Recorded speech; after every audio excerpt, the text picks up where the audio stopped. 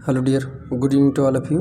तो डियर, आज जो ये टॉपिक लेके आया हूँ ये चाइल्ड हेल्थ नर्सिंग का टॉपिक है। चाइल्ड हेल्थ नर्सिंग का जेएनएम सेकेंड ईयर में भी आपको मिलेगा और जो है कि आपको बीएससी नर्सिंग में भी मिलेगा। ठीक है, बीएससी नर्सिंग में भी मिलेगा 6 सेम में। तो डियर, ये काफ़ी मोस्ट इम्पॉर्टेंट है। जो बच्चों में मेनिंजाइटिस होता है उसके बारे में हम बताए हैं। ठीक है, तो ये जो है कि आपको मोस्ट इम्पॉर्टेंट टॉपिक है, लॉन्ग में भी पूछा जाता है जेएनएम सेकेंड ईयर में। ठीक है, जेएनएम सेकेंड ईयर वालों को और बीएससी 6 सेम, ठीक है, बीएससी 6 सेम को भी पूछा जाता है चाइल्ड हेल्थ नर्सिंग। तो उसमें आपका जो जेएनएम में है वो यूनिट जो है कि उसमें दिया है कंजेनाइटल मालफॉर्मेशन। कंजेनाइटल मालफॉर्मेशन दिया है इन डिफरेंट ऑर्गन सिस्टम। तो इसमें हमने न्यूरोलॉजिकल सिस्टम से बताया है। ठीक है, नर्वस सिस्टम से, नर्वस सिस्टम में जो बच्चों में डिफेक्ट आता है, कंजेनाइटल एबनॉर्मलिटीज़ या डिजीज़ जो होते हैं वो होते हैं। तो आज उसी में से मैं पहला जो है कि मेनिंजाइटिस बता रहा हूँ, उसके बाद अभी नेक्स्ट क्लास में मैं हाइड्रोसिफेलिस आपको बताऊँगा। तो आई थिंक जो जहाँ पे मैं पढ़ा रहा हूँ तो वो तो बच्चे अपना देख लेंगे, उनको तो समझा देंगे। तो अगर आप हमारे चैनल पे नए हैं डियर तो लाइक एंड सब्सक्राइब ज़रूर कर लीजिएगा, क्योंकि काफ़ी मोस्ट इम्पॉर्टेंट हम टॉपिक आप लोगों के लिए ही लाते हैं। ठीक है, कोशिश करता हूँ कि पूरा एक्सप्लेन कर दूँ, अच्छे से समझ में आ जाए। ठीक है, तो आई थिंक आप लोगों को समझ में आ जाए, आप देखेंगे। और इंटरेस्ट पे ऊपर रहता है डियर, इंटरेस्ट, आपका इंटरेस्ट किस में है, वो इंटरेस्ट अगर लेंगे तो उसमें आपको काम में परफेक्टनेस आएगा और आपको आ जाएगा। ठीक है, तो चलिए शुरुआत करते हैं कि मेनिंजाइटिस होता क्या है। खूब बढ़िया से आप लोग देख लीजिए और नोट्स बना लीजिए।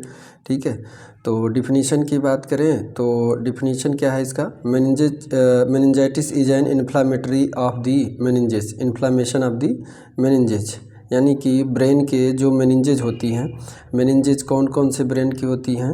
ठीक है, मेनिंजेज ब्रेन की कौन कौन सी होती हैं? तो 3। ठीक है, मेनिंजेज, ठीक है, तो इसमें पायामेटर, ठीक है, पायामेटर, अरेकनोइड, ठीक है, एंड ड्यूरामेटर। तो ये होता है और ये सबसे इनर होता है। ठीक है, ये इनर होता है और ये मिडिल होता है, ये आउटर होता है। ठीक है, आउटर होता है। तो अगर आपको याद करना है तो PAD, पैड आउट। ठीक है, तो पैड आउट होता है। तो पैड वगैरह जो है आउट कर देते हैं, बाहर फेंक देते हैं, निकाल देते हैं पैड। ठीक है, अक्सर करके देखिए, मैंने ये फीमेल्स में जो सैनिटरी पैड होता है, सैनिटरी पैड, उससे रिलेटेड मैंने ये किया है कि पैड आउट। ठीक है, तो पैड ख़राब हो जाता है तो पैड आउट कर देते हैं। तो इसी से मैंने कॉन्सेप्ट अपना तैयार किया है। बाकी आपको जैसे याद हो जाए वैसे याद कर लीजिए। ठीक है, ज़रूरी नहीं है। तो ये डेफिनीशन ऑफ मेनिंजाइटिस हो गया। काज इसके, ठीक है, इसमें काज, कारण किस वजह से होते हैं? तो the inflammation can be caused by bacteria, virus, fungal infection as well as non infectious condition such as certain medication and auto immune disorder, इसकी वजह से होता है। तो चलिए आगे, अब मैं आपको देखिए यहाँ पे आपको दिखा रहा हूँ कि मेनिंजेज जहाँ पे थोड़ा सा जूम कर दे रहा हूँ आपको ताकि दिख जाए। ठीक है, तो यहाँ पे देख सकते हैं आप। तो ये फ्लूइड जो इकट्ठा हो जाता है मेनिंजेज, तो ये बाहर से जो है ये स्कल है, बाहर से स्कल है और ये ब्रेन है। ठीक है, एक सेकेंड, कलर चेंज कर दे रहा हूँ पेन का। ठीक है, तो ये बाहर से स्कल है, ये स्कल है और ये ब्रेन है। तो इसके बीच में जो लेयर्स होती हैं वही पैड, ठीक है, पायामेटर, अरेकनोइड और ड्यूरामेटर, तो ऐसे होते हैं। तो इसी में फ्लूइड भर जाता है। ठीक है, इसी में फ्लूइड भर जाता है और इन्फेक्शन यहीं पे हो जाता है। तो इसमें देखिए कई सारे कारण हैं, bacterial infection, viral infection, fungal infection और नॉन इन्फेक्शियस भी होते हैं। तो देखिए इसमें आपको अब मैं टाइप बता रहा हूँ।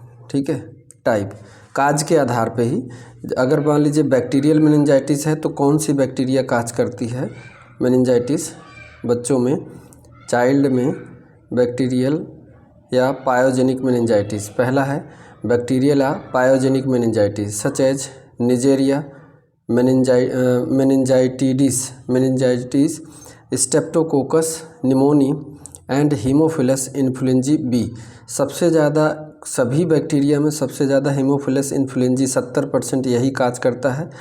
But it is a rare but can life threatening, बहुत कम पाया जाता है, लेकिन जिस बच्चे में होता है तो उसकी जान भी ले सकता है ये, ठीक है।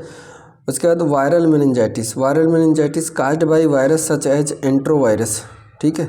एंट्रोवायरस 90% यही वायरस काज करता है। वायरल मेनिंजाइटिस में सबसे 90% यही वायरस काज करता है। वेरिसेला जोस्टर ये भी होता है। हर्पिस सिम्प्लेक्स वायरस ये भी होता है। मम्स होता है। एर्बो वायरस, ठीक है। तो ये सभी वायरस हैं जो काज कर सकते हैं, लेकिन इन सभी वायरसों में से एंट्रोवायरस जो है कि वो 90% काज करता है जब वायरल मेनिंजाइटिस। उसके बाद आपका अगला है fungal meningitis caused by fungi such as Cryptococcus neoformans या फिर कैंडिडा एल्बिकेंस। ये दो फंजाई हैं जिससे मेनिंजाइटिस काज करता है। पैरासिटिक मेनिंजाइटिस परजीवी कुछ होते हैं जैसे पैरासिटी में सच एज निजेरिया गुनेरिया, ठीक है। Naegleria fowleri and Acanthamoeba species. Tubercular meningitis जिसमें माइक्रोबैक्टीरियम ट्यूबरकुलोसिस की वजह से काज होता है। तो ये type of meningitis depend upon the cause के आधार पे टाइप है। काज के यानी कि जो कारण होता है उसी के नाम से दे दिया गया है, ठीक है। बैक्टीरिया काज कर रही है तो बैक्टीरियल मेनिंजाइटिस, वायरस काज कर रहा है तो वायरल मेनिंजाइटिस, फंगस काज कर रहा है तो फंगल मेनिंजाइटिस, और पैरासाइट्स काज कर रहे हैं तो पैरासिटिक मेनिंजाइटिस, और ट्यूबरकुलर टीबी काज करने वाली बैक्टीरिया कर दे रहा है तो वो क्या हो जाएगा, ट्यूबरकुलर मेनिंजाइटिस। उसके बाद डियर देखिए आपका जो है कि ईटियोलॉजी में अगर बात करें तो एक्यूट बैक्टीरियल मेनिंजाइटिस, ठीक है। एक्यूट बैक्टीरियल मेनिंजाइटिस यानी शुरुआत में ही जब बैक्टीरिया काज करती है तो may be cause variety of bacteria like E coli. शुरुआत में तो ई कोलाई से काज करती है। स्यूडोमोनास एवरिजिनोसा, क्लेप्सिएला एवरिजिनोसा, ठीक है। ये एक बैक्टीरिया है और ये कम है, ठीक है। Klebsiella aeruginosa, Streptococcus faecalis, Staphylococcus aureus and beta hemolytic streptococci. तो ये एक्यूट काज करती हैं, ठीक है। In infant younger than 2 month यानी कि इन्फेंट जो कि 2 मंथ से कम है, मतलब जैसे कि अगर इन्फेंट को बात कर दें तो 1 साल के, तो उसमें से जो है कि कम यानी 7 या 8 महीने को, तो उसमें सबसे ज़्यादा group B streptococci E coli account for 70% cases of meningitis.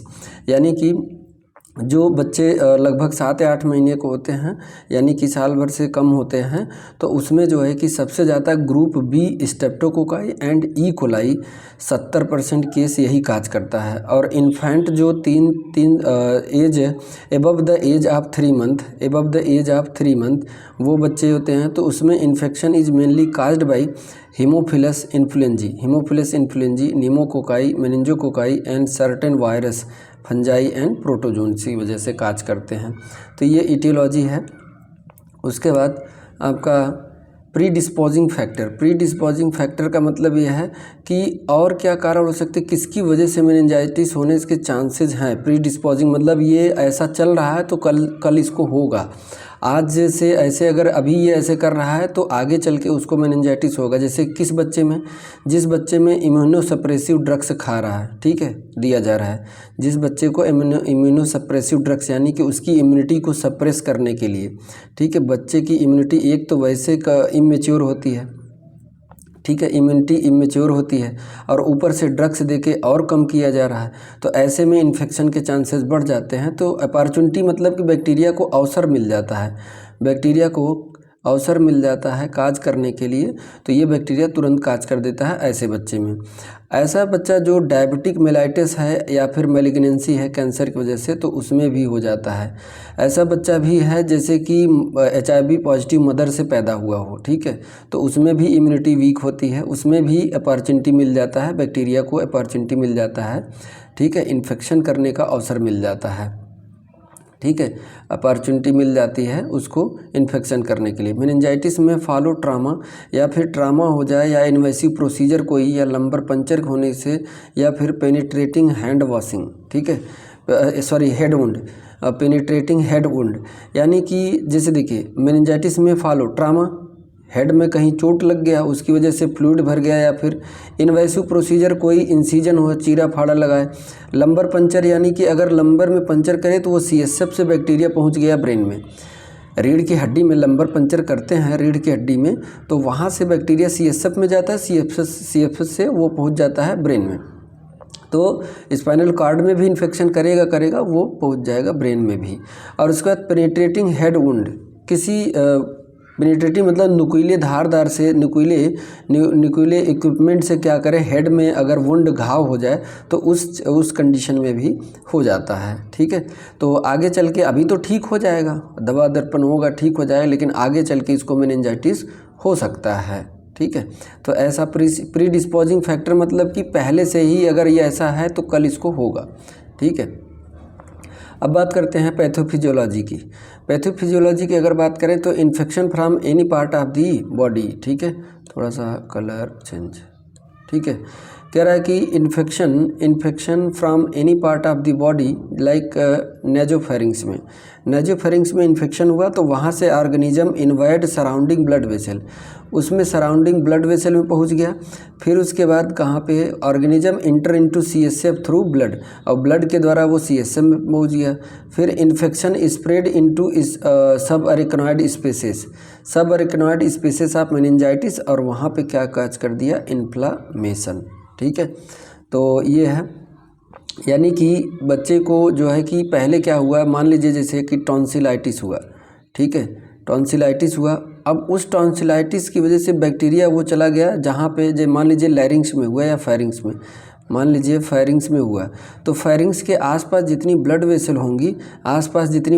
होंगी तो उस ब्लड वेसल में एंट्री करने के बाद वो चला जाएगा हेड में। ठीक है, बच्चे के हेड में चला जाएगा।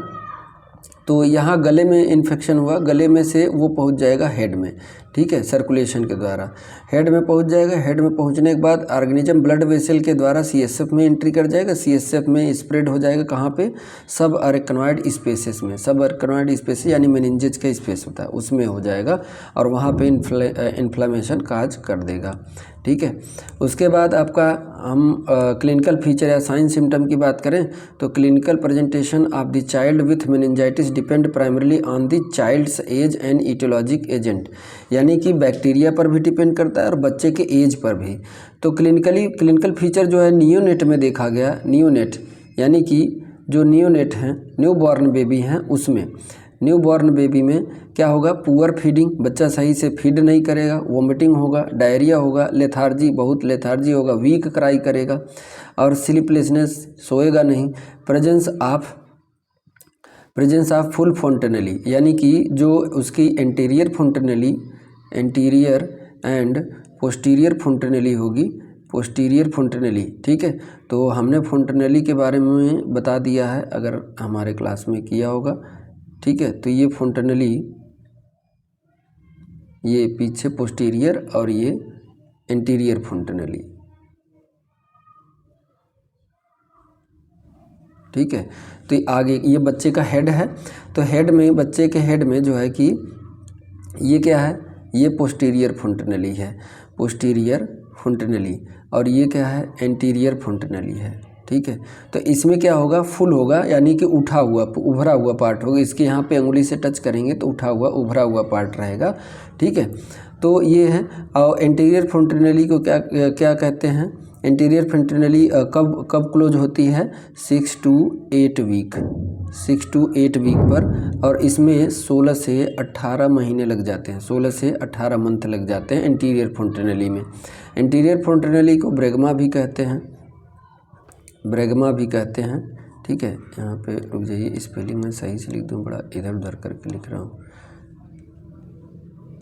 ब्रेगमा। ठीक है, ब्रेगमा कहते हैं। इसका शेप पूछे तो कैसा होगा, डायमंड शेप एंटीरियर फोंटेनली। और पोस्टीरियर फोंटेनली को क्या बोलते हैं, अरे कब क्लोज होता है, 6 to 8 वीक में, और इसका जो है कि शेप कैसा होता है, लैम्डा शेप या फिर ट्राईएंगुलर शेप होता है। ठीक है, ऐसे देखिए, ये हो गया, और ये डायमंड शेप। ठीक है। तो ये है, तो इसमें यानी कि ये दोनों क्या होंगी, इसमें स्वेलिंग दिखेगा, ऊपर बच्चे के स्वेलिंग दिखेगा, ठीक है। तो ये है साइन सिम्टम किस में, नियोनेट में हमने बताया। अब हम बात करते हैं इन्फेंट ओल्डर देन 3 मंथ, ठीक है। 3 महीने से ज़्यादा का इन्फेंट है, इन्फेंट यानी 28 डेज से ऊपर है और 3 महीने से ज़्यादा है, ठीक है। न्यू बॉर्न से हटके 3 महीने से ज़्यादा है। 3 महीने का हो गया इन्फेंट, यानी 3 महीने से ऊपर भी है, तो उसको फीवर होगा, इरिटेबिलिटी होगा, पुअर फीडिंग होगा, वोमिटिंग होगा। लेकिन देखिए उसमें क्या था, वीक क्राई था, इसमें हाई पिच क्राई होगा। और उसमें सीजर नहीं था, बच्चे में नियोनेट में सीजर नहीं था, इसमें सीजर होगा। बल्जिंग फोंटनली उसमें भी था। नचल रिजिडिटी, ये इंपॉर्टेंट है, नचल रिजिडिटी, ठीक है। नचल रिजिडिटी मतलब ये है कि जो बच्चे का हेड होगा, हेड और सर्वाइकल जो है, सर्वाइकल हेड, बच्चे का हेड और, ठीक है, सर्वाइकल, बच्चे का हेड और सर्वाइकल क्या होगा, ऐसे टाइट हो जाएगा, जैसे आपका नेक में, गर्दन में क्या हो जाता है, स्टिफनेस आ जाता है, स्टिफनेस आ जाता है, तो वैसे ही हो जाएगा। यानी जिधर देखेगा तो उधर ही रहेगा और पूरी तरह मूवमेंट नहीं होगा, मतलब टाइट हो जाए, स्टिफनेस हो जाएगा, नचल रिजिडिटी, यानी कि टर्न नहीं होगा, ना ऊपर नी नीचे, रिजिडिटी होगी, हार्ड होगा। उसके बाद अगला है चिल्ड्रेन में, ठीक है। चिल्ड्रेन में the clinical feature in children older than 3 year, ऐसे बच्चे जो 3 साल के, 3 साल से ऊपर के हो गए हैं, तो उसमें क्या होगा, उसमें फीवर आएगा, चिल्स आएगा, मलाइज होगा, बिकम इन्फेक्शन, हेडेक होगा, वोमिटिंग होगा, पेप्लिडेमा, देखिए रेयरली सीन, पेप्लिडेमा यानी पाँव में स्वेलिंग जो है कि rarely scene because in increase intracranial pressure, और पाँव में स्वेलिंग होगा। और आई आर्बिट यानी आँखों के चारों तरफ, आँखों के चारों तरफ जो आईब्रो है वहाँ आसपास, वहाँ स्वेलिंग रहेगा, आसपास स्वेलिंग रहेगा, क्योंकि increase intracranial pressure. There are sign of meningeal irritation like, ठीक है। तो मेनिंजेस जो कि क्या बोलते हैं कि जो बोन स्कल के मेनिंजेज होते हैं, उसमें इन्फेक्शन और इन्फ्लामेशन होने के कारण उसमें बच्चे में नचल रिजिडिटी होगी। और उसके बाद पॉजिटिव ब्रुजगेंसी साइन, पॉजिटिव ब्रुजगेंसी साइन ये क्या होता है, with patient in supine position, patient को सुपाइन पोजीशन में लिटा दीजिए। ऑन पैसिव फ्लेक्सियन, यानी वो मोड़ेगा नहीं, आप मोड़ोगे उसके पैर, हेड को। ब्रुजगेंसी साइन में हेड को, बच्चे के नेक को, बच्चे के नेक को वो अपने से नहीं मोड़ेगा, आप मोड़ेंगे। जैसे देखिए फिगर में दिखा, आप मोड़ेंगे, तो जब मोड़ेंगे तो इसका पैर अपने आप मुड़ता चला जाएगा, अपने आप मुड़ता चला जाएगा, ठीक है। तो ये क्या होता है, पॉजिटिव ब्रुजगेंसी साइन। अगर हेड को मोड़ने पे, ऊपर की तरफ मोड़ने पे अगर पाँव नहीं मुड़ा तो निगेटिव ब्रुजगेंसी साइन, यानी निगेटिव होगा। थोड़ा सा मैं इसको जूम करके दिखा दे रहा हूँ आपको। देखिए, देखिए क्या है, ये ब्रुजगेंसी साइन है,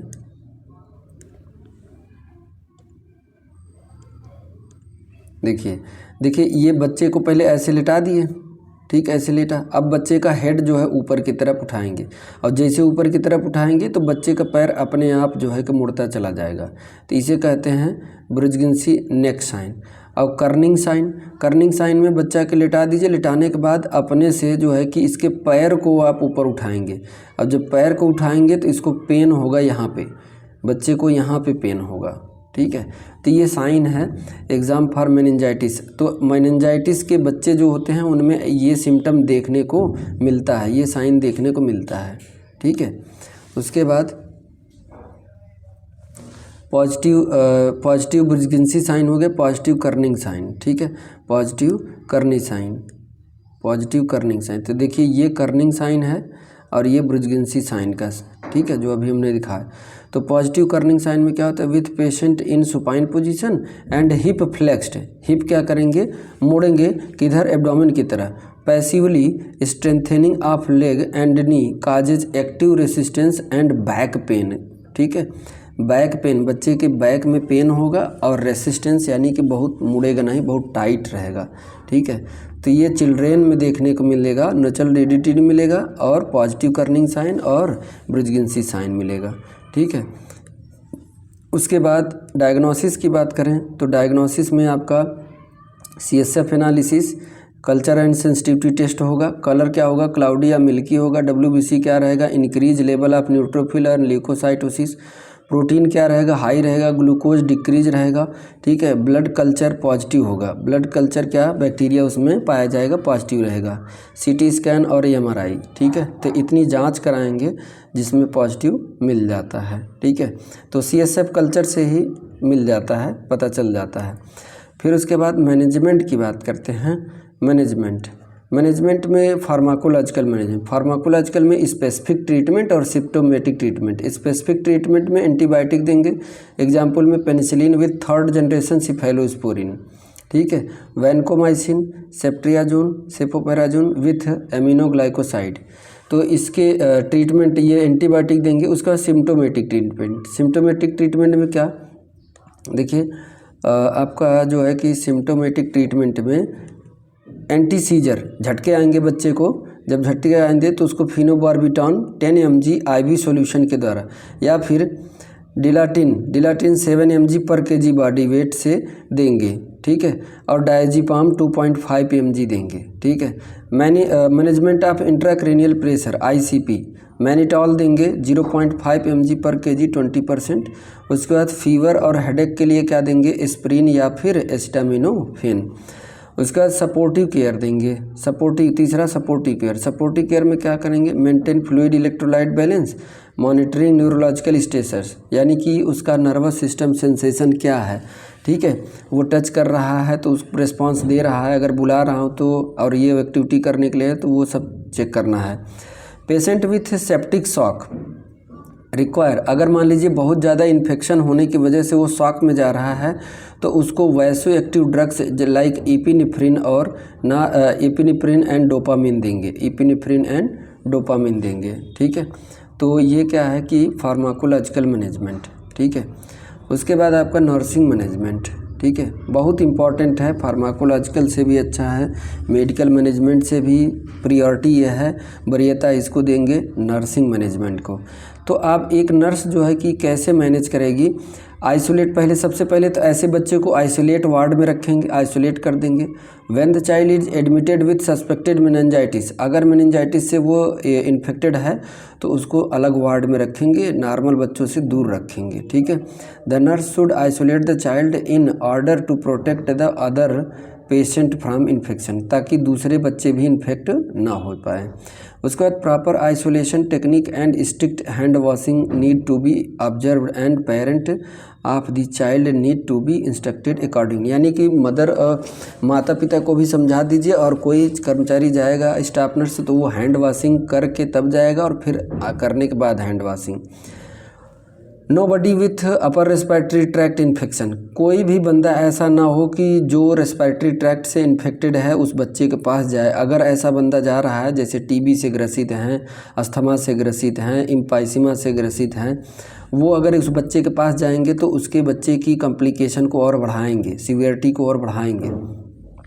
should attend the child as the already infected, क्योंकि ऑलरेडी इन्फेक्टेड बच्चा है और आप उसके साथ जाएंगे, खांसेंगे, सांस लेंगे तो वो बैक्टीरिया और जाएगा तो और ज़्यादा दिक्कत करेगा, ठीक है। तो इससे बचाने से पहले, बचाने के लिए क्या करना होगा, बच्चे को आइसोलेट कर दीजिए, अलग कर दीजिए बिल्कुल।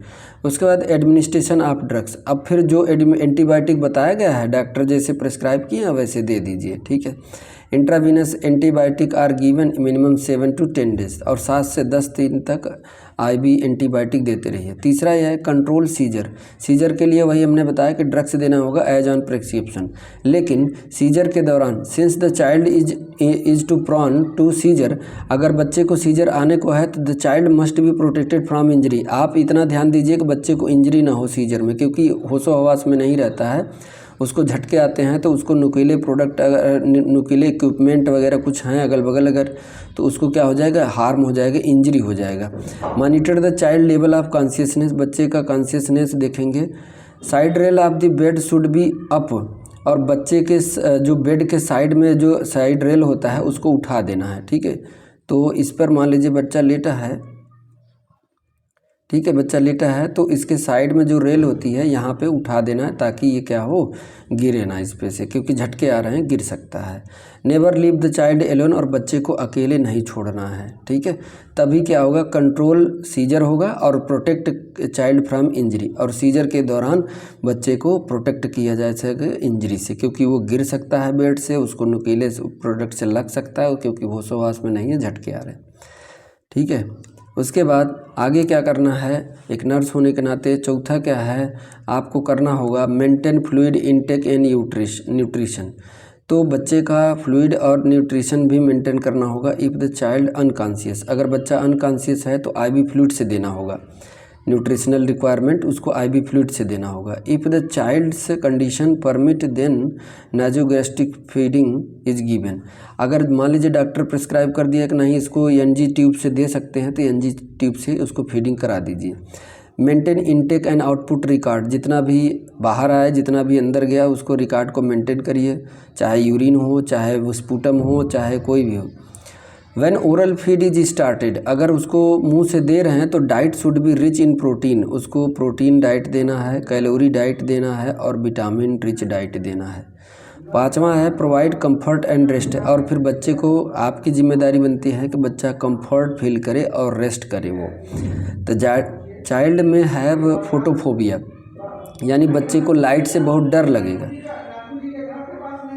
सो avoid bright light in patient room, तो बच्चे को क्या करना है, चाइल्ड में है फोटोफोबिया, अगर लाइट से उसको डर रहा है तो उसको ब्राइट लाइट मतलब कमरे की लाइट बंद कर दीजिए। ठीक है, यूनिट इन्वायरमेंट शुड बी काम, यानी जहाँ बच्चा है वहाँ पे क्वाइट एंड काम इन्वायरमेंट, शांत माहौल होना चाहिए। अब जब शांत माहौल रहेगा तो वो आराम से रेस्ट करेगा और सोएगा, स्लीप करेगा। अवॉइड यूज ऑफ पिलो, ऐसे बच्चे को पिलो तकिया नहीं लगाना है। ठीक है, position of the child on side, position the child on side so as to prevent aspiration, left side उसको करवट कर दीजिए लेफ्ट लेटरल पोजीशन में, अगर उसके मुंह से झाग वगैरह निकल रहा है, कब, जब सीजर आ रहे हैं, झटके आ रहे हैं। ठीक है, care should be taken while moving and lifting the child as may lead to pain and discomfort, यानी ऐसे बच्चे को बहुत सावधानी से हैंड ओवर करें, मतलब बच्चे को यहाँ उठा के यहाँ लेटाना है, यहाँ बैठाना है, ये जो भी करना है आराम से करिए, क्योंकि उसको क्या करेगा, दर्द होगा। ठीक है, और डिस्कम्फर्ट फील करेगा।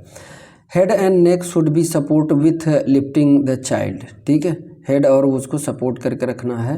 Provide passive exercise to the child, और बच्चे को पैसिवली चाइल्ड यानी कि आप खुद एक्सरसाइज करवाएंगे, वो अपने से नहीं करेगा।